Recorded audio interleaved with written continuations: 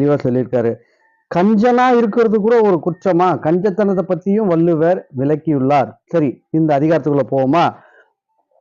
தான் என்ற அகங்காரமும், கோபம், பெண்ணாசை இவை மூன்றும் ஒரு மனிதனிடம் இல்லாமல் இருந்தால் அவன் வாழ்வில் நிச்சயம் வெற்றி அடைவான் அப்படின்னு வள்ளுவர் சொல்றாரு.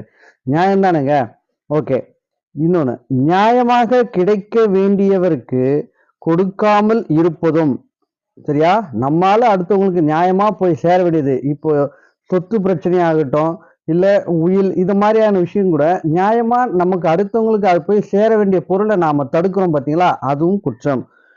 தான் உயர்ந்த பதவியில் இருப்பது, இது நம்ம இயல்பா நிறைய பேர் நம்ம குடும்பத்திலே பார்ப்போம். நான் பெரிய அதிகாரியா இருக்கிறேன் அப்படின்றதுக்காகவே தன்னை விட மூத்தவனை கூட மதிக்காம வந்து மட்டம் தட்டி கீழ்த்தனமா நடத்துறது. இத அதிகார வர்க்கத்திலயும் சரி, குடும்பத்திலயும் சரி